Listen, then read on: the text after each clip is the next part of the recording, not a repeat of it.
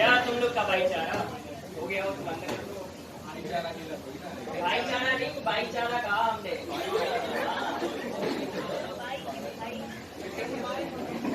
Sir margin एक बार बता दीजिए, मार्जिन। हाँ उस तरफ से भी हाँ, उस सबसे थोड़ा सा बस, कितना है? थोड़ा आगे, थोड़ा और, बस बस बस यहीं से।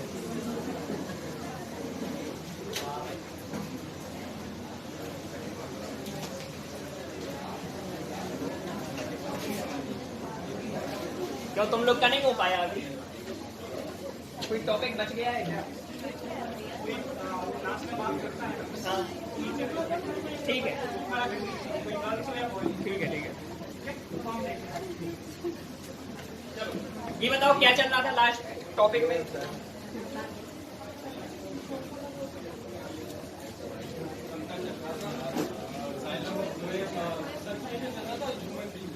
अच्छा चलो ठीक है। ट्रांसपोर्टिंग टिश्यूज के बारे में बता रहे थे प्लांट्स में, ठीक है। जाइलम के बारे में शायद पूरा बता दिया था जहां तक हमें ध्यान है ना? और फ्लोएम के बारे में शायद बता रहे थे, है ना? इंट्रोडक्शन दिया था उसके बारे में, उसकी स्ट्रक्चर बतानी है जनरली। हमने ये बताया था कि फ्लोएम जो टिश्यू है कॉम्प्लेक्स परमानेंट टिश्यू है, अलग अलग तरह की सेल्स होती हैं उसमें, सीव ट्यूब्स होती हैं, कंपेनियन सेल्स होती हैं, फ्लोएम फाइबर्स होते हैं, पैरेन्काइमा होता है। लेकिन हमारे काम की कितनी सेल्स हैं? दो तरह की। कौन सी? Sieve tubes and companion cells. सारी की सारी जो सीव ट्यूब्स हैं, सीव का मतलब क्या होता है? What is the meaning of sieve? किसी को नहीं पता? करवा चौथ का चांद कैसे देखोगे? पता ही नहीं है तुम लोग को। छलनी होती है ना जो, उसे कहते हैं एलसी, ठीक है। तो सेल्स में छोटे छोटे से पोर्स क्रिएट हो जाएंगे, इसलिए हम उनको किस तरह की सेल्स कह रहे हैं? सीव सेल्स कह रहे हैं। उन सेल्स से जो भी न्यूट्रिएंट्स है वो ऊपर की तरफ लाइज करते जाएंगे, नीचे की तरफ आएंगे, जहां भी डिमांड होगी, जिस तरह की डिजायर होगी प्लांट की, ठीक है। तो इसकी स्ट्रक्चर के बारे में कुछ आप लिख सकते हैं कि सीव ट्यूब की स्ट्रक्चर क्या होती है, किस तरह से ये सेल्स अरेंज होती हैं। कंपेनियन सेल्स होती हैं जो कि इनको हेल्प करते हैं। कंपेनियन का मतलब जानते हो क्या होता है? हाँ, तो वो दोस्त हैं, सहेलियां हैं वो सेल्स, किसकी? सीव सेल्स की, हेल्प करते हैं, ठीक है। किस तरह से हेल्प करेंगी, क्या हेल्प कर सकती हैं? सीव सेल्स को चाहिए है एनर्जी, क्योंकि एक जगह से दूसरी जगह ट्रांसपोर्टेशन करना है, तो ये काम करेंगी।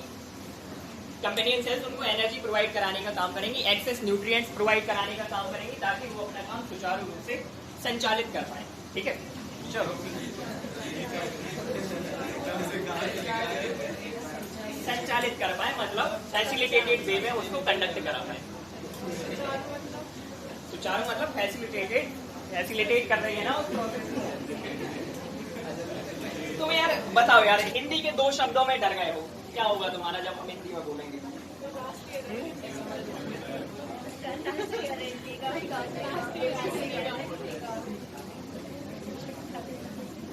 ठीक है, तो कभी फिर शायरी वगैरह मत पढ़ना तो हमारी, है ना, कविताएं वगैरह।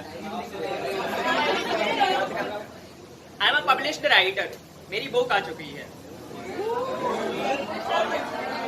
कैसी बात? मैंने पूरे इंग्लिश नॉवेल का ट्रांसलेशन किया हुआ है हिंदी में, और मैं पोएम्स वगैरह लिखता हूँ। IIM इंदौर का नाम सुना है? NIT जानते हो? NIT जयपुर में मैंने परफॉर्म किया है, ठीक है। IIM इंदौर में परफॉर्म किया है, तो थोड़ा सा काम चलता रहता है। क्या यार, बायो के टीचर क्यों है? ये तो एक अलग बात हो गई। बायो सब्जेक्ट था हमारा हमेशा से, ये एक मतलब हमारा हॉबी वाला फील्ड था, राइटिंग हमेशा से। चलो, तो अब बात कर रहे हैं क्या के बारे में? सीव ट्यूब्स एंड कंपेनियन सेल्स के बारे में।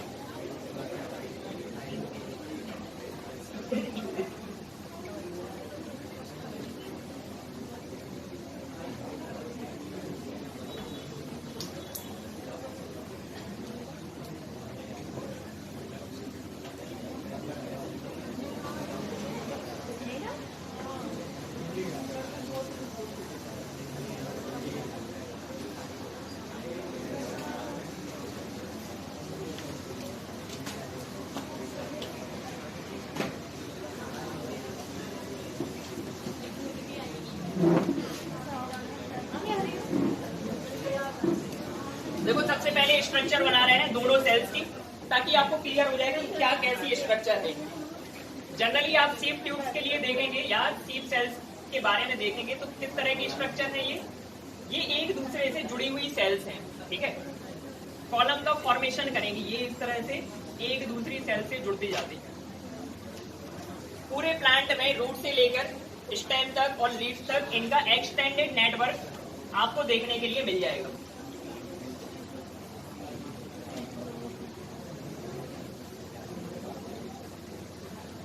ये इस तरह से आपको सेल देखने मिलेगी। बीच बीच में आपको छोटे छोटे से पोर्स देखने के लिए भी मिलेंगे, जिन्हें क्या कहा जाता है, सीप प्लेट्स भी कहा जाता है, ठीक है। इन्हें क्या कहा जाता है, सीप प्लेट्स कहा जाता है। ये पूरी स्ट्रक्चर में देखने के लिए आपको मिलेंगे। इनके बीच बीच में क्या है, छोटे छोटे से पोर्स हैं, जिनके थ्रू जो भी हमारा न्यूट्रिएंट है वो ऊपर की तरफ मूव करता जाएगा।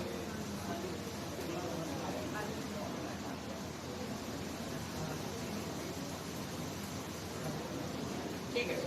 फिर इसके बाद इसके साइड में होती है कंपेनियन सेल्स।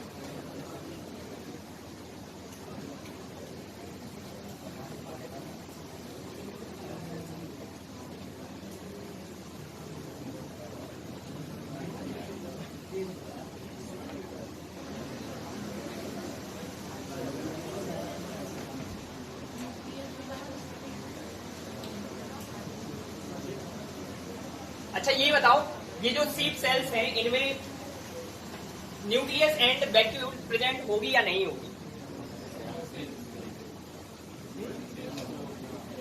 यहाँ पर वैक्यूल एंड न्यूक्लियस प्रेजेंट होगा या नहीं होगा? क्यों नहीं होगा? हाँ, क्योंकि बहुत सारा स्पेस कवर कर लेते हैं न्यूक्लियस एंड वैक्यूल। प्लांट्स में तो आप लोगों ने पढ़ा भी होगा कि 50 से 90% तक का स्पेस ले जाता है वैक्यूल, अगर फुली मैच्योर्ड सेल है तो यहाँ पर वैक्यूल की भी प्रेजेंस नहीं है और यहाँ पर आपको न्यूक्लियस भी देखने नहीं मिलेगा। इसके अलावा साइटोप्लाज्म जरूर आपको देखने मिलेगा, क्योंकि जो भी न्यूट्रिएंट है वो इसी में से फ्लोट करता हुआ आगे की तरफ पहुंचेगा। तो यहाँ पर साइटोप्लाज्म जरूर देखने के लिए मिलेगा। अब ये बताओ कि दोनों तरह की जो सेल्स हैं ये लिविंग है या डेड है? Sieve cells as well as companion cells both are living और नॉन लिविंग। बताओ।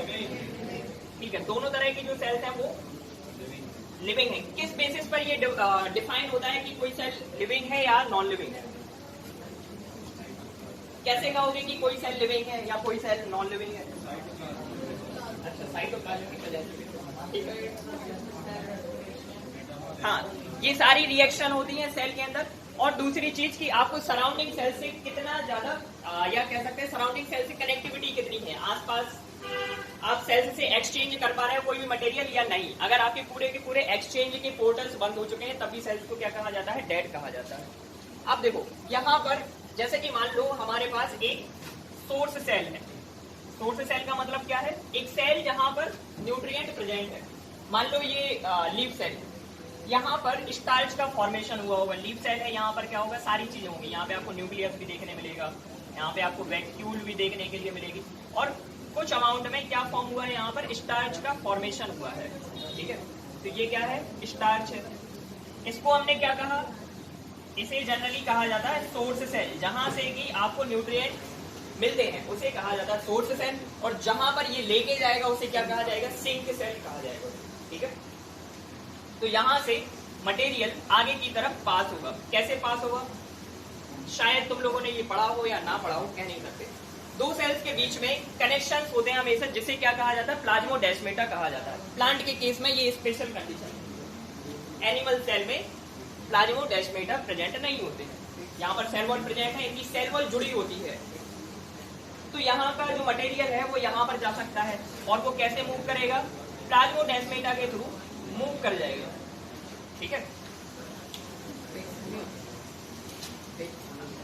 क्या पिट्स अलग होते हैं। जनरली प्लाज्मोडेस्माटा आपको हर जगह देखने मिलेंगे। पिट्स बहुत जो लिमिटेड टाइप की सेल्स होती है वहां पे देखने मिलेंगे। स्ट्रक्चर उनकी वैसी ही है, तो जनरली तुम कंफ्यूज हो रहे हो और कुछ नहीं। इन्हें क्या कहा जाता है, प्लाज्मोडेस्माटा कहा जाता है। यहाँ से जो मटेरियल है वो उस तरफ पहुंच जाएगा। तो ये स्टार्च अब यहाँ पर पहुंच गया है। अब ये स्टार्च यहाँ पर पहुंच गया है साइटोप्लाज्म में, मिक्स हो गया है। क्या हुआ है ये सॉल्यूशन अब बताओ हमें, तुम लोग का 9th का नॉलेज चेक करके। यहाँ पर न्यूट्रिएंट्स अंदर की तरफ मूव कर गए साइटोप्लाज्म में, ठीक है। ये अंदर वाला सॉल्यूशन अब हाइपरटोनिक हो गया है या हाइपोटोनिक हुआ है? यहाँ पर कॉन्सेंट्रेशन बढ़ गई है किस चीज की? सॉल्यूट की। जब भी सॉल्यूट की कॉन्सेंट्रेशन बढ़ती है तो वो सॉल्यूशन कैसा हो जाता है? हाइपरटोनिक। अब क्या होगा कि सराउंडिंग सेल्स, कंपेनियन सेल्स से वाटर यहाँ पे एंटर करने लगेगा। क्यों? क्योंकि वाटर हमेशा अपनी हायर कॉन्सेंट्रेशन से लोअर कॉन्सेंट्रेशन की तरफ मूव करने लगता है, ठीक है। तो यहाँ पर वाटर मूव करने लगा। वाटर मूव करने से क्या होगा? यहाँ पे प्रेशर बढ़ जाएगा इस सेल में। तो जो भी हमारा न्यूट्रिएंट आया था वो अल्टीमेटली कहाँ जाने लगेगा? जहां भी प्रेशर ग्रेडियंट फॉर्म होगा, हाई प्रेशर से लो प्रेशर की तरफ मूव करने लगेगा। यहाँ मान के चलो कि इसकी डेस्टिनेशन क्या है कि इसको ऊपर की तरफ जाना है, तो ये ऊपर की तरफ मूव करने लगेगा। ये इस तरह से मूव करते हुए कहां तक जाएगा? जहां तक कि इसकी जरूरत होगी। और जब ये डेस्टिनेशन पर पहुंच जाएगा तो इसको वहां पर डिस्पैच कर दिया जाएगा। तो जैसे कि मान लो ये एक सीप सेल है और इससे हमें ट्रांसपोर्ट करना है ये मटेरियल सिंक सेल में। तो हमने यहाँ पर एक सेल ड्रॉ कर दी, ठीक है। इन सेल्स को हम जोड़े दे रहे हैं आपस में। तो अब अगर यहाँ पे हमें मटेरियल का ट्रांसपोर्ट करना है then what we have to do? ये प्लाज्मोडेस्माटा काम में आएंगे। इन प्लाज्मोडेस्माटा के थ्रू क्या होगा? मटेरियल ट्रांसपोर्ट हो जाएगा सेल में।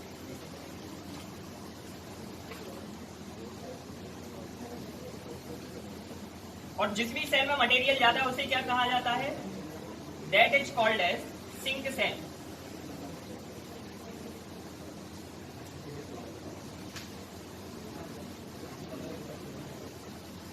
ये इस तरफ की जो सेल है ये क्या है? कंपेनियन सेल्स है।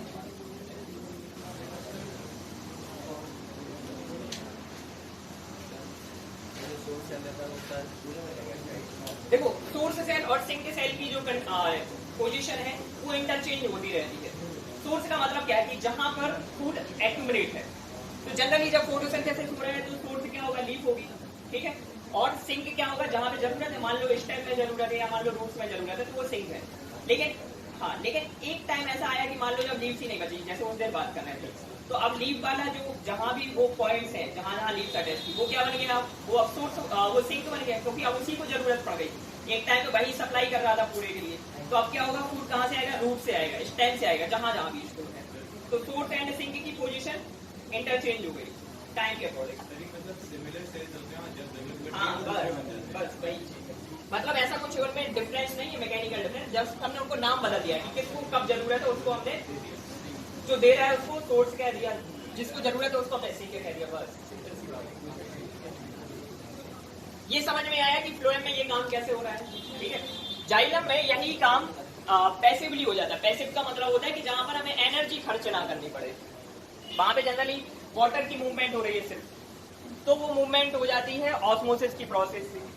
ऑस्मोसिस में कभी भी एनर्जी नहीं लगती है। लेकिन हमें यहाँ पर फूड को ले जाना है जिसकी कॉन्सेंट्रेशन हाई है, तो यहाँ पे आपको एटीपी खर्च करने पड़ेंगे, ठीक है। तो कभी अगर क्वेश्चन पूछा जाए कि फ्लोएम में जब भी आप ट्रांसपोर्ट कराने की बात करेंगे तो एनर्जी खर्च होगी या नहीं, तो बिल्कुल एनर्जी यहाँ पे खर्च होगी।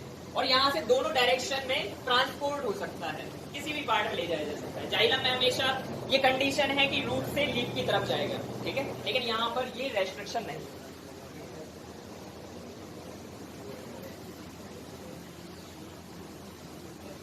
जब भी फ्लोएम के थ्रू किसी भी मटेरियल को आगे की तरफ पहुंचाया जाता है तो उस प्रोसेस को क्या कहा जाता है? ट्रांसलोकेशन कहा जाता है। यहाँ पे न्यूट्रिएंट्स जाते हैं इस प्रोसेस के थ्रू, हार्मोन्स जाते हैं, एंजाइम्स जाते हैं, जो भी सारी चीजें हैं वो यहाँ से ट्रांसलोकेट होती है।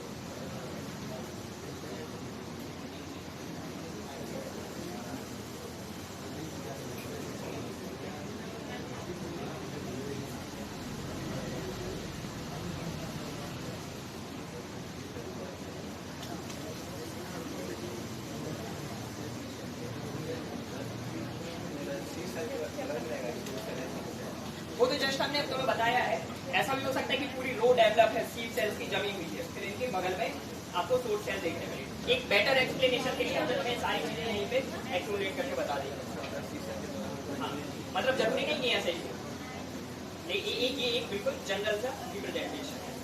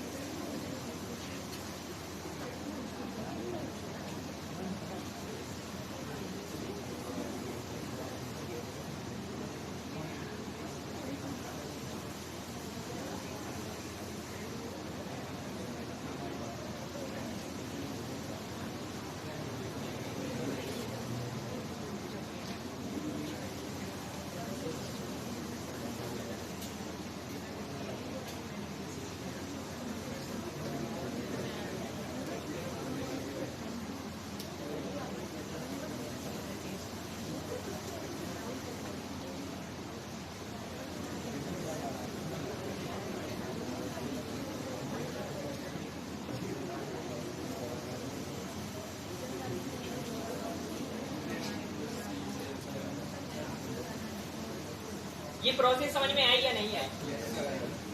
ये जो चीफ सेल्स हैं इनके बारे में आप क्या लिख सकते हो कि कोई न्यूक्लियस इनमें प्रेजेंट नहीं होता है, लेकिन यहाँ पे साइटोप्लाज्म प्रेजेंट है।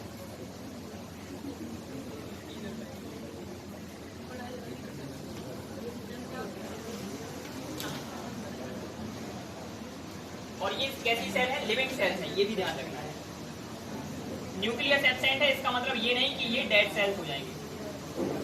Companion cells and seed cells both are living in nature.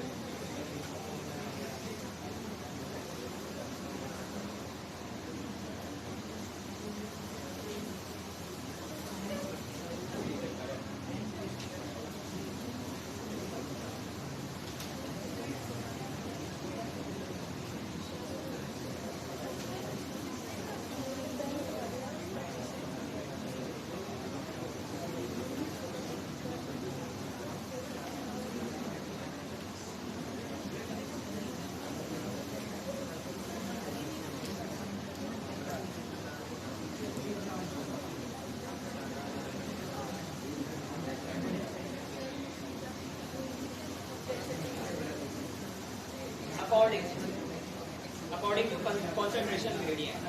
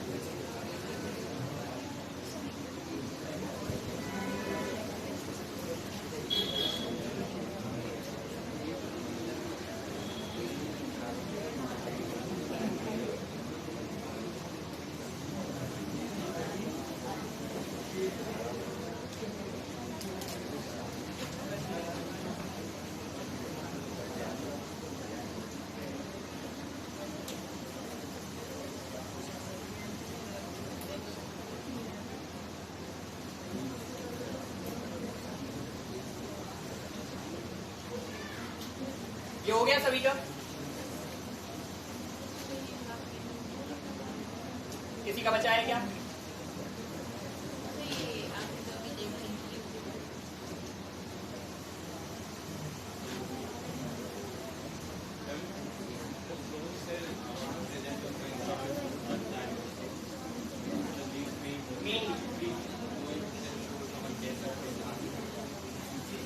मतलब जनरलाइज करके कहना चाहो तो फोटोसिंथेटिक साइड हो जाए क्या? जरूरत सब जगह होती तो सिंक से हर जगह आपको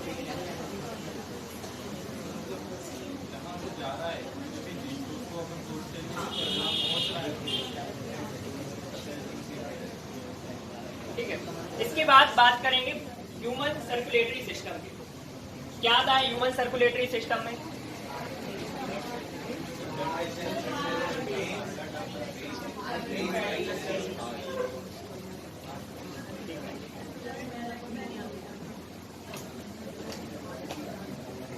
तुम्हारे केस में सर्कुलेशन का काम ही करता है या और कुछ काम भी करता है तुम्हारा हार्ट?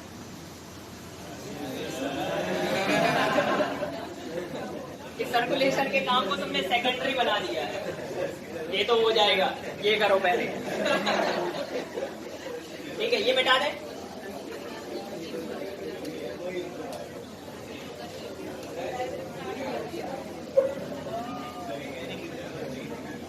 क्या कहने की जरूरत नहीं।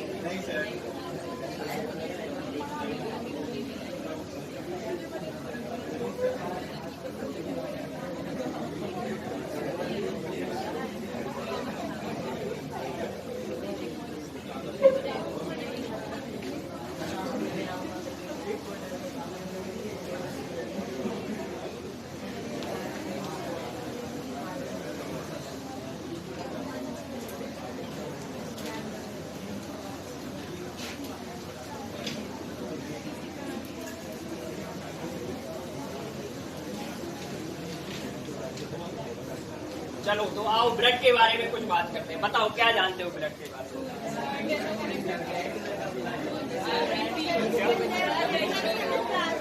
ठीक है, पहले तो ये बताओ ये टिश्यू है या नहीं है? किस तरह का टिश्यू है ये? कनेक्टिव टिश्यू है। 4 तरह के अलग अलग कनेक्टिव टिश्यू होते हैं, उनमें से ये एक है फ्लूइड कनेक्टिव टिश्यू, इसको कहा जाता है। ठीक है, फिर इसके बाद कॉम्पोजिशन बताओ ब्लड की।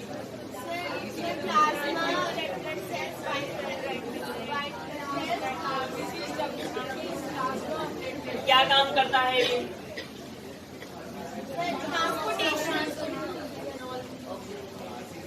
अच्छा ये बात बताओ, तुम्हारी बॉडी में ब्लड अंदर की तरफ ओपनली पड़ा होता है या सिर्फ ट्यूब्स में ही फ्लो होता है? क्या सिर्फ और सिर्फ ट्यूब्स में फ्लो होता है? अगर तुम में से किसी को लगता है कि ब्लड हमारी बॉडी के अंदर ओपनली बह रहा होगा तो ये बिल्कुल गलत है। हाँ, इंटरनल ब्लीडिंग हो चुकी है, आपको अक्सर रहता है तो ये है फ्लूइड कनेक्टिव टिश्यू। अब हमारी बॉडी का जितना भी वेट होता है उसका लगभग 10% ब्लड होता है। ठीक है, तो ये माना जाता है कि जो एक हेल्दी पर्सन है उसमें 4.5 से लेके 5 लीटर के आसपास ब्लड प्रेजेंट होता है। क्या?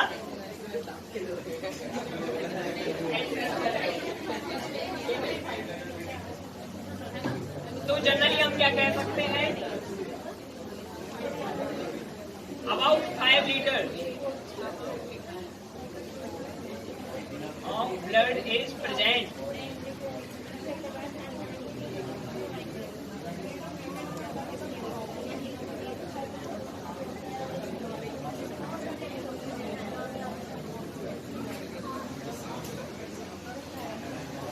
क्या डिस्कशन कर रहे हो तुम लोग? ब्लड का कलर डिस्कस कर रहे हो क्या? बहन हमारा मेजेंटा पिंक है,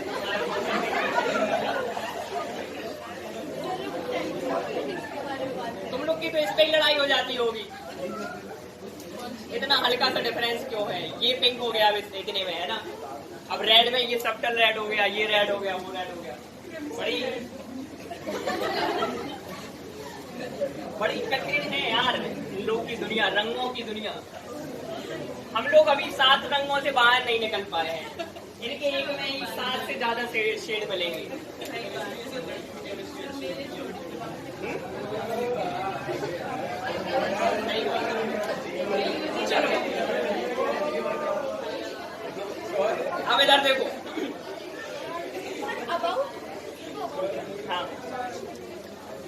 इस पूरे ब्लड में लगभग 55% प्लाज्मा होता है। प्लाज्मा जानते हो?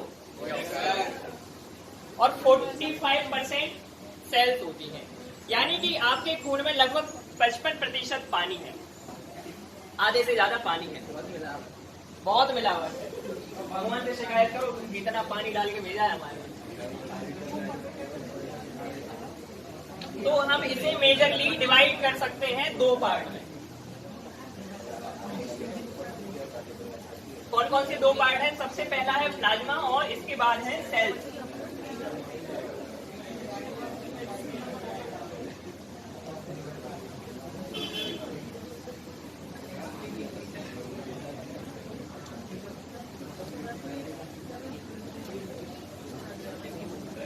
हाँ,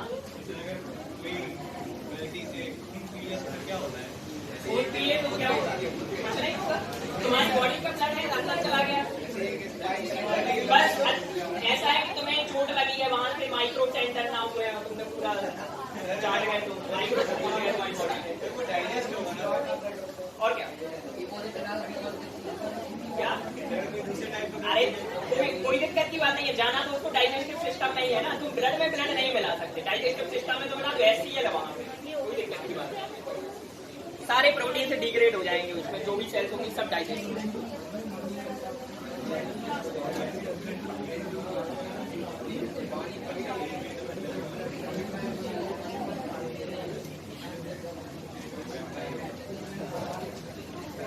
ठीक है, देखो यहाँ पे तो इसको दो पार्ट में आप डिवाइड कर सकते हैं पूरे ब्लड को। इसका लगभग 55% जो कि वाटरी फ्लूइड है उसे कहा जाता है प्लाज्मा, और बाकी सेल्स होते हैं 3 तरह की सेल्स हमारी बॉडी में, मतलब ब्लड में जनरली देखने के लिए मिलती है। अब इस प्लाज्मा का जो 55% पूरा कंपोनेंट है, इसका भी 90% क्या है? वाटर है। तो बाकी 10% में सॉल्ट्स वगैरह हैं, जिसकी वजह से तुम्हें अपना ब्लड कैसा लगता है? खारा लगता है। क्या बात कर रहे हैं? देखना अच्छा लगता है।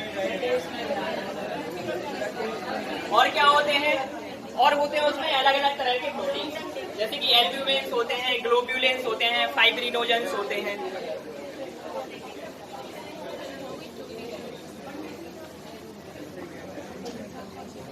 बता देना जब तुम लोग का हो जाए, ठीक है? क्या मिक्स है वो? तो उसमें से सबसे ज्यादा जो ब्लड होता है वो प्योर होता है, क्योंकि हमारी वेन्स में हमारी बॉडी का लगभग 65% ब्लड रन कर रहा होता है। क्या? क्योंकि कार्बोक्सिलेटेड ब्लड है ना वो, इस वजह से उनकी अपीयरेंस दिखती है, तो मैं बाहर से दिखती है, अंदर से नहीं। एक मिनट, हाँ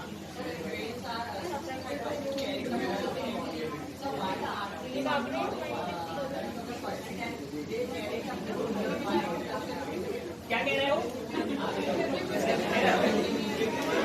हाँ शांत रहो, एक मिनट। हाँ हाँ बोलो यार, तुम जैसे बोलना चाहो वैसे बोलो, बस हमें समझ में आ जाए। हाँ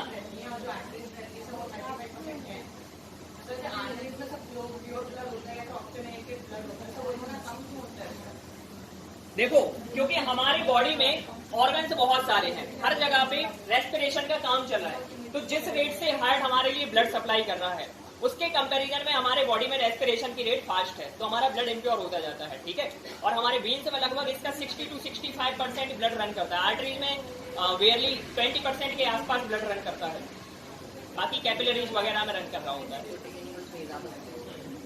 ठीक है, चलो, तो इस प्लाज्मा का लगभग 90% वाटर है, अबाउट 90% ऑफ इट पता है।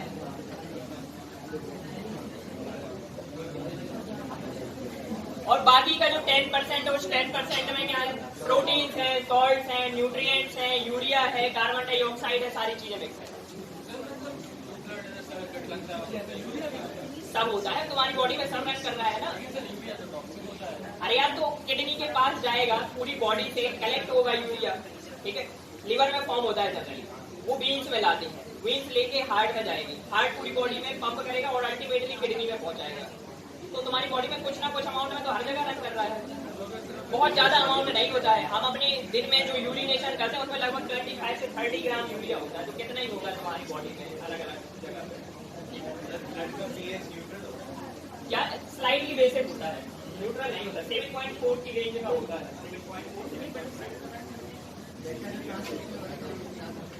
देखो तो 90% इसका वाटर है, अबाउट जो इसका 6% है, 6% इट्स प्रोटीनियस। ये प्रोटीन होता है, इसमें 3 तरह के प्रोटीन होते हैं, ध्यान रखना चाहो तो रख सकते हो। एक होता है एल्ब्यूमिन, एक होता है ग्लोब्यूलिन और एक होता है फाइब्रिनोजन। 2 याद रखो चाहे ना रखो, एक तो रख ही लेना। ये लास्ट वाला फाइब्रिनोजन क्यों जरूरी है? क्योंकि जब भी ब्लड की क्लॉटिंग होती है इसी प्रोटीन की वजह से होती है, ठीक है। अच्छा, सीरम का नाम सुना है क्या? सीरम सुना होगा ना। तो जब इस प्लाज्मा में से ये सारे प्रोटीन्स अगर हम हटा दें तो जो लिक्विड बचता है उसे क्या कहा जाता है? सीरम कहा जाता है। ध्यान रखना।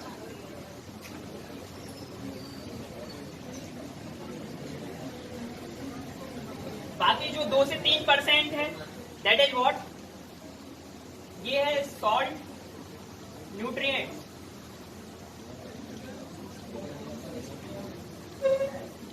और जो रिमेनिंग है सेल्यूलर वेस्ट, ठीक है। बहुत सारी चीजें हैं, अगर आप इन जनरली देखना चाहो तो बहुत सारी चीजें हैं, हार्मोन्स भी हैं उसमें, एंजाइम्स भी हैं, न्यूट्रिएंट्स हैं, वेस्ट यानी कि कार्बन डाइऑक्साइड है, यूरिया है, बहुत सारी चीजें हैं।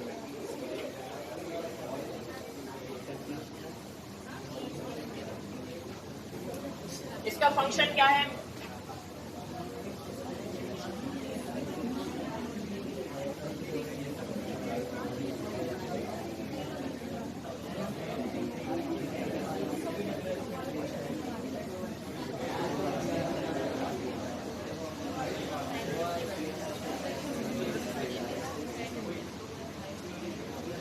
जो भी बॉडी में अलग अलग तरह के मटेरियल्स हैं उनको ट्रांसपोर्ट करने में ये बहुत ज्यादा हेल्प करता है, ठीक है।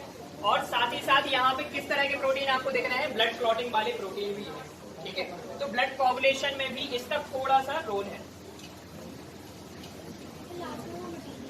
हाँ, blood coagulation, pH and temperature maintenance, आपकी बॉडी का जो सारा टेम्परेचर मेंटेन किया जाता है वो ब्लड के थ्रू होता है।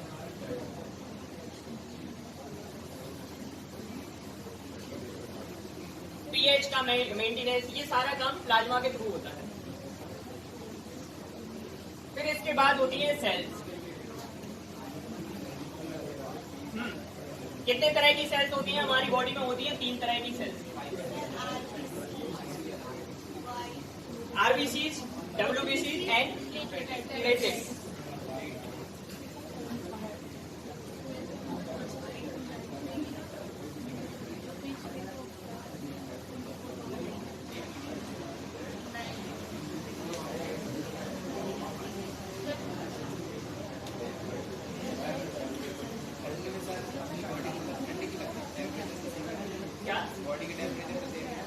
अरे भाई साहब, तो तुम्हें बाहर निकलने लग रही ना, लेकिन अंदर का टेम्परेचर बिल्कुल मेंटेन करके चल रही है। तुम्हारे लिए जो कप कमाने की प्रोसेस है, ठीक है, जो तुम कप रहे हो वो क्यों हो रहा है? क्योंकि तुम्हारी बॉडी के अंदर का टेम्परेचर मेंटेन है। क्या होता है कि जो हमारी एयर फॉलिकल्स है वहां से पोर्ट बंद हो जाते हैं, ठीक है, वो रिएक्ट हो जाएगा। पोर्ट बंद हो गए तो यहाँ से अब एयर अंदर नहीं जा पाएगी, इंसुलेटर का काम कर रही है। कोल्ड एयर हमारी बॉडी के अंदर आ नहीं पाएगी, अंदर की जो हॉट एयर है वो बाहर नहीं आ पाएगी। ठंड में, गर्मियों में हमारी स्वेटिंग होने लगती है क्योंकि अंदर टेम्परेचर बढ़ने की कोशिश कर रहा है, तो हम बाहर निकाल देते हैं एक्सेस वाटर को, तो क्या होने लगती है? कूलिंग होने लगती है।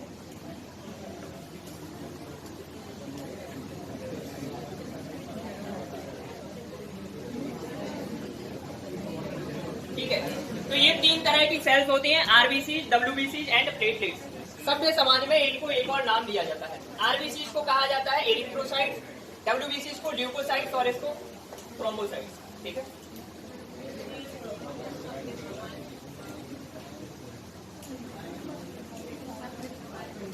इरिथ्रोस का मतलब होता है रेड, इसलिए इरिथ्रोसाइट्स।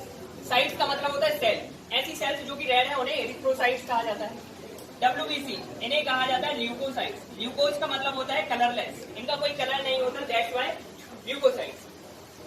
और इसके बाद थ्रोम्बोसाइट्स, यहाँ पर वर्ड क्या लगा हुआ है, थ्रोम्बोस, ठीक है, फाइबर्स बनाने का काम करती है। जब ब्लड क्लॉटिंग होती है, जब ब्लीडिंग होती है, तब ये फाइबर्स बनाने का काम करती है बॉडी में, वहां पे जाके इकट्ठी हो जाती है और ब्लड क्लॉटिंग होती है, इसलिए इनको थ्रोम्बोसाइट्स कहा जाता है।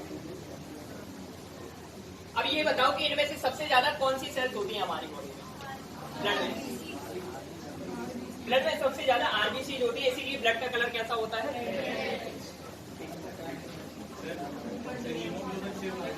हाँ, आरबीसी बिल्कुल भी 3% ऑफ ऑक्सीजन प्लाज्मा में कोई 97% हीमोग्लोबिन में बाइंड हो जाता है।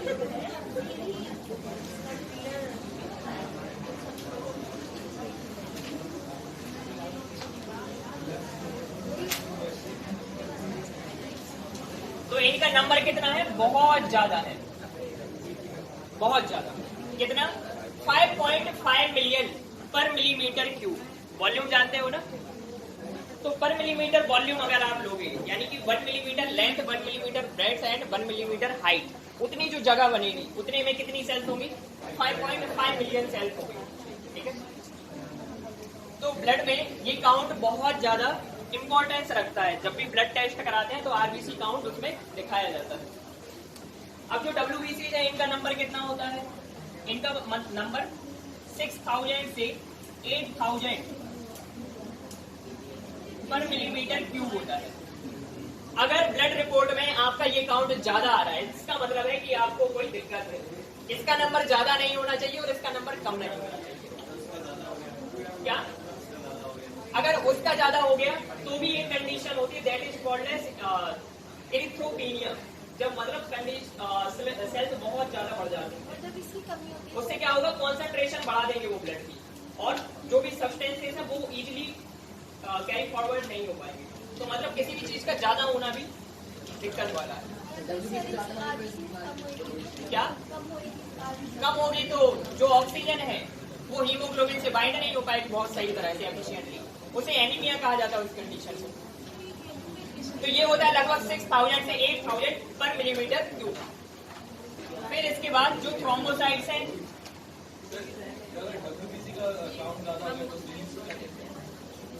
उस डिसीज को कुछ नहीं है, तो वो एक तरह से सिम्टम है। किस तरह का सिम्टम है? WBC का काम क्या होता है? To fight against pathogen. जिस भी तरह के पैथोजन आपकी बॉडी में है उनसे फाइट करने का काम होता है WBC का। अगर आपकी बॉडी में WBC बढ़ रहे हैं, इस बात का क्या मतलब है कि आपकी बॉडी पे अटैक हो चुका है, पैथोजन अटैक। इस वजह से उसको काउंटर करने के लिए नंबर बढ़ाया जा रहा है WBC।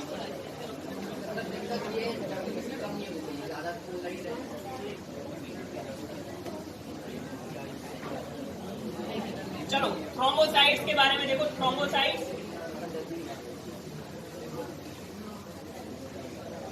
लगभग 1.5 लाख से 2.5 लाख पर मिलीमीटर क्यूब वॉल्यूम में ये प्रेजेंट होते हैं।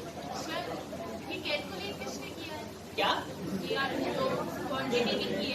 जो पढ़े लिखे लोग बैठे हैं ना, PhD पोस्ट डॉक किए हुए, जिन्हें हम साइंटिस्ट कहते हैं, उनका यही काम है।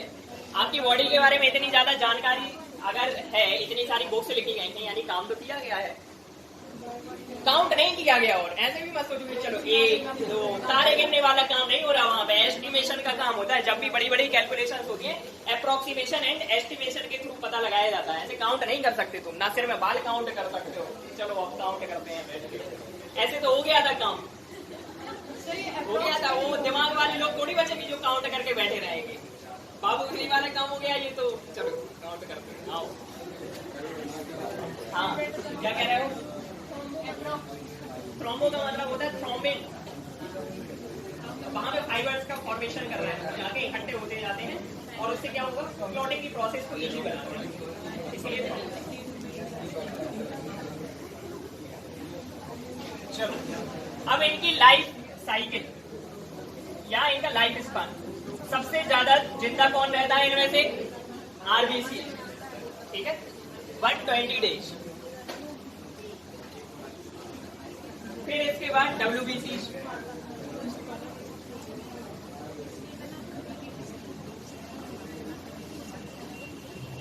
WBC का लगभग होता है 3 to 5 डेज, ठीक है। और जो प्लेटलेट्स होते हैं ये होते हैं अबाउट 7 डेज।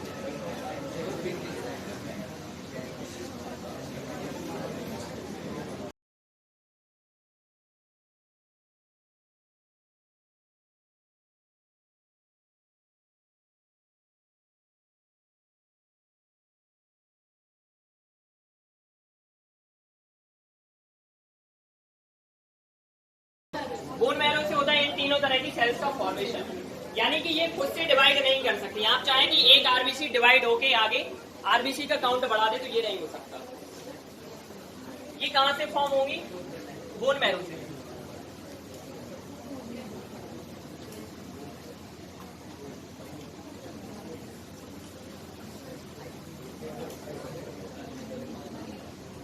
ये भी बोन मैरो से फॉर्म होती है, सारी की सारी बोन मैरो से फॉर्म होती है।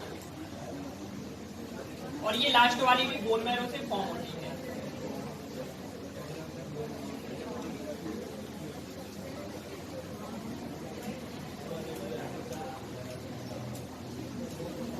अब इसके बाद जो आरबीसीज हैं इनका शेप कैसा होता है? शेप के बारे में स्फेरिकल नहीं होता है, इसका शेप होता है बाइकॉनकेव। डोनट देखा है? डोनट वैसा ही, मतलब ये डोनट बीच में से खाली होता है, ये खाली नहीं होता है, वैसा ही होता है बस बाइकॉनकेव।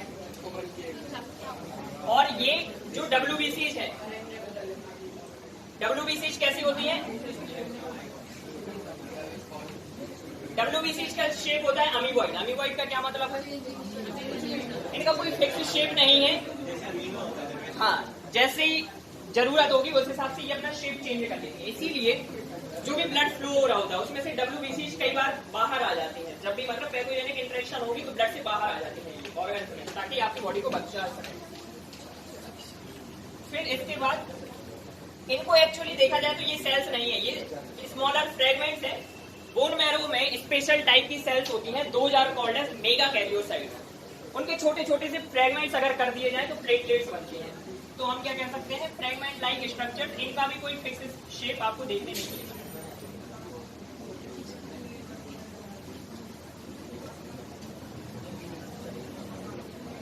फिर इसके बाद आरबीसी के बारे में क्या खास बात है? यस, हीमोग्लोबिन होता है इसमें, कंटेन हीमोग्लोबिन। और इसी की वजह से इसका कलर कैसा होता है? रेड होता है। यही इसकी रेड कलर का कारण है, ठीक है। इसके बारे में क्या खास बात है? Fight against germs and infections. Yes. Fight against pathogens. तो आपकी बॉडी में जो भी पैथोजेंस एंटर करेंगे, यानी कि इम्यूनिटी प्रोवाइड कराने का काम किसका होता है? WBCs का होता है। सोलियर्स भी कहा जाता है इनके लिए। तो WBCs जो है ये 5 तरह की होती है, पता है? 5 तरह की WBCs होती है। Acidophils, basophils, eosinophils, monocytes and lymphocytes. ये 5 तरह की सेल्स होती हैं WBC। तो जब भी बॉडी में एंटर करते हैं पैथोजेंस, ठीक है, आपको नुकसान पहुंचाने की नियत से, तो WBC एक्टिव हो जाते हैं, अलग अलग तरह के WBC एक्टिव हो जाते हैं। तो फिर उस टाइम पर माइक्रोब्स को क्या ध्यान आता है? शायरी आता है। माइक्रोब्स आके कहते हैं ग्रुप में बैठ के, सादगी तो हमारी जरा देखिए, एतवार आपके बादल पर कर लिया। लोग डरते हैं कातिल की परछाई से, हमने कातिल के घर दिल में ही घर कर लिया। कातिल कौन है? कातिल कौन है? ये WBC के कातिल है। अब WBC को क्या ध्यान आएगा? इनको ध्यान आएगा कि इनने कभी अतीत में आके हमें परेशान किया होगा, बीमारियां फैलाई होंगी, ठीक है, बीमारियां। इसको आ जाता गुस्सा, ठीक है, गैंग्स ऑफ वासेपुर देखी है। तो फिर ये भी बैक्टीरिया से या पैथोजन से एक बात कहेगा। कौन सी बात कहेगा? बाप का, दादा का, सबका बदला लेगा तेरा फैजल, ठीक है। ये कहानी है किसकी? WBC है, माइक्रो ऑर्गेनिज्म। फिर इसके बाद प्लेटलेट्स, ये क्या काम करते हैं? इनका भी एक काम है, क्लॉट का फॉर्मेशन करेंगे ये, या क्या कह सकते हैं? Health blood coagulation.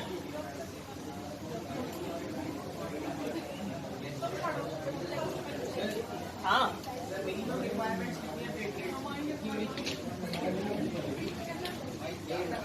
1.5 लाख से 2.5 लाख पर MM3।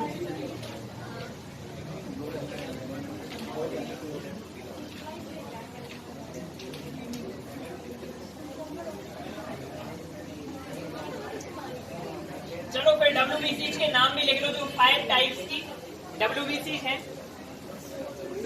इनके नाम लिख लो। कोई पूछे तो सुना देना हनुमान चालीसा टाइप, ठीक है?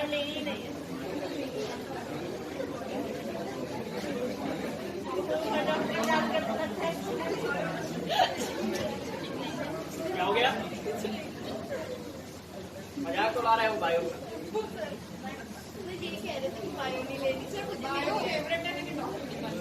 बायो फेवरेट है लेकिन डॉक्टर नहीं।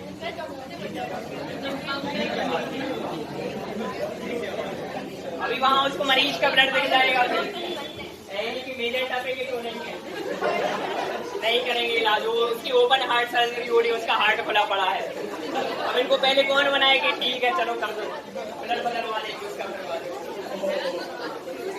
ठीक है। चलो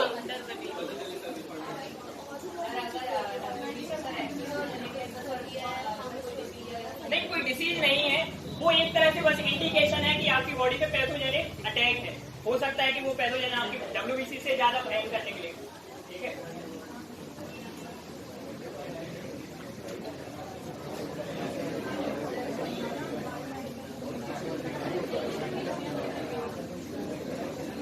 WBC का एक और फेवरेट डायलॉग है, कौन सा?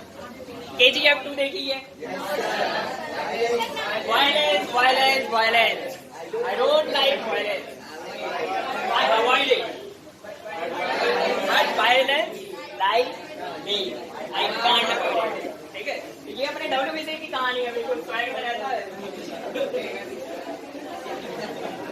चलो इसके नाम देखो, 5 टाइप के WBC आपकी बॉडी में प्रेजेंट है।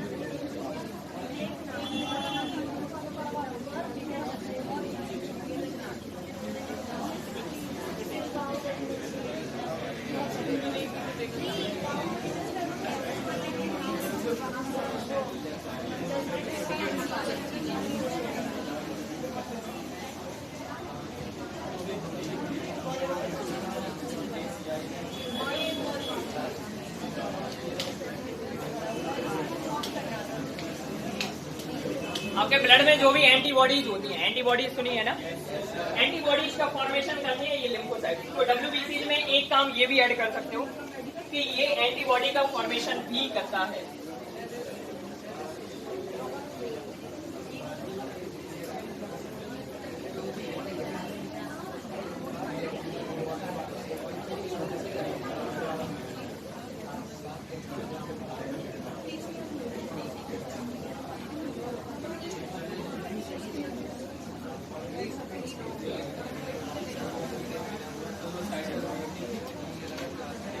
यहाँ तक की बात आ गई क्या समझ में? कोई दिक्कत है क्या? ठीक है, चलो तो इसको एक बार रिवाइज कर दे रहे हैं। ब्लड क्या है, कौन सा टिश्यू है? कनेक्टिव टिश्यू है। कनेक्टिव टिश्यू का क्या मतलब होता है? जो बॉडी को के अलग अलग पार्ट्स को कनेक्ट करता है। किस फॉर्म में कनेक्ट कर रहा है? फ्लूइड के फॉर्म में। ठीक है, लगभग हमारी बॉडी में कितनी क्वांटिटी प्रेजेंट है इसकी? 5 लीटर के आसपास। वेट पे डिपेंड करता है, अगर ज्यादा है तो ये इससे ज्यादा भी हो सकता है। ठीक है, अबाउट 10%।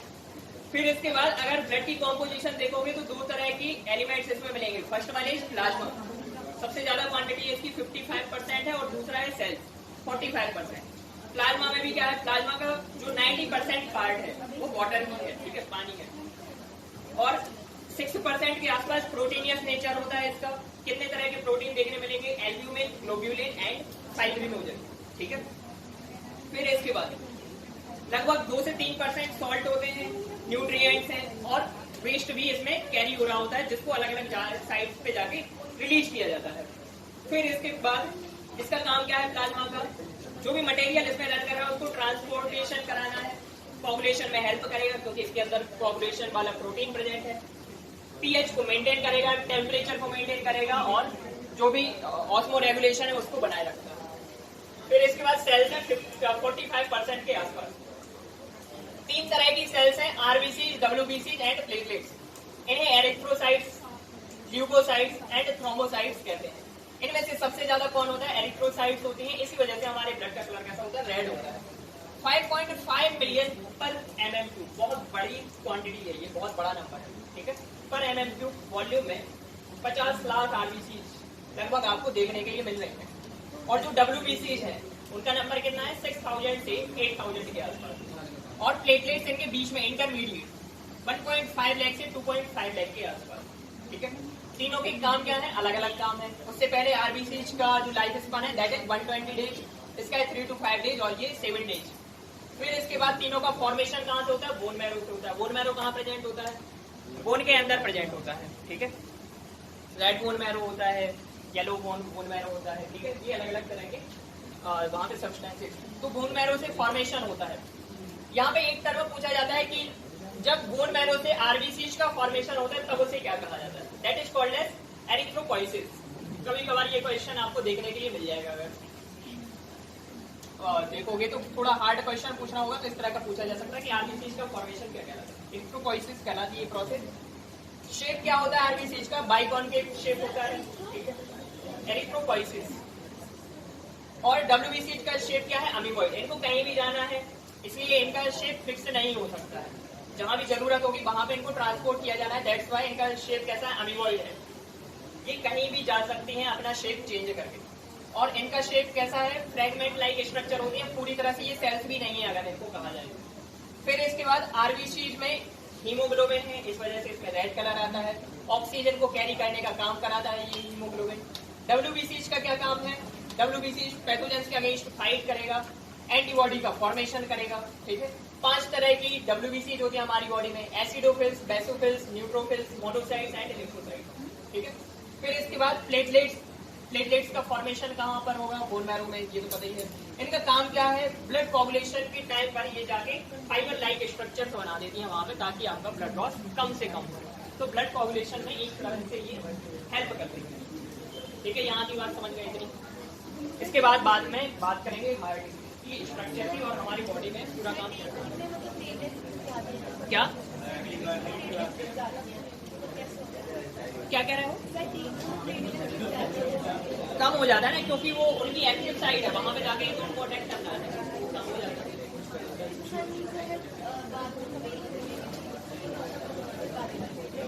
नहीं, अगर उस पर्टिकुलर टाइम पे ये फॉर्मेशन तो चल ही रहा है ना हमेशा।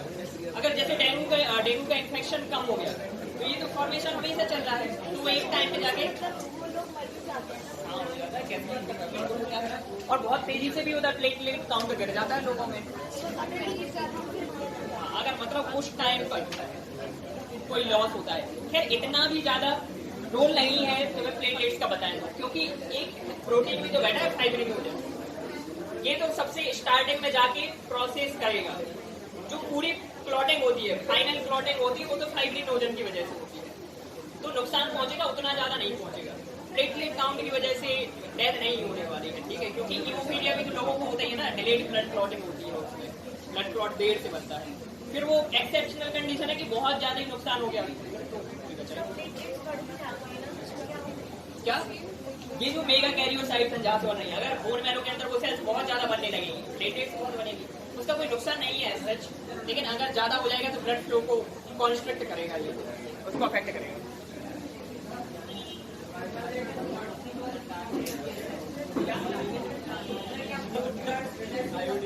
ब्लू ब्लड प्रेजेंट हो सकता है, एक ब्लू बेबी सिंड्रोम होता है, जो हमारे एट्रियम होते हैं, एट्रियम नीचे वेंट्रिकल होता है, ठीक है, एट्रियम के बीच में क्या, हाँ दिल की बात हो रही, एट्रियम के बीच में एक छोटा सा पोर होता है जो कि एम्ब्रियोनल स्टेज पे होता है, जब हम डेवलप हो रहे होते हैं एम्ब्रियो के। जनरली क्या होता है कि वो बंद हो जाता है, जब हमारा एम्ब्रियो का डेवलपमेंट पूरा हो जाता है वो बंद हो जाता है, that is called as fossa ovalis. लेकिन अगर वो बंद ना हुआ तो क्या होगा, एट्रियम से इम्प्योर ब्लड आ जाएगा इस एट्रियम में, और जो तुम्हारा रेड ब्लड है मतलब वो भी क्या हो गया, कार्बोक्सीजनेटेड हो गया, तो तुम्हारी पूरी बॉडी में इम्प्योर ब्लड रन करने लगता है, उसे कहा जाता है ब्लू बेबी। तो बहुत रेयर कंडीशन से होता है ऐसा भी हो सकता है, सही है ना, हाँ होता है, ज्यादा सीवियर ना हो, बहुत बड़ा ना हो, तो मतलब ऑपरेशन में तो ठीक भी हो जाता है। क्या आरबीसी तो प्रेजेंट है यार, आरबीसी क्यों प्रेजेंट नहीं है, कार्बन डाइऑक्साइड की कंटेंट बढ़ता है, आरबीसी तो प्रेजेंट नहीं है।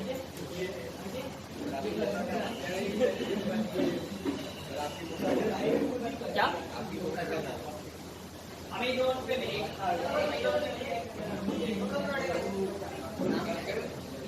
क्या उसका नाम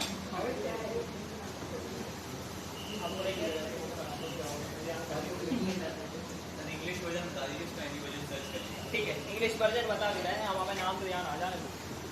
लीगल रिवेंज,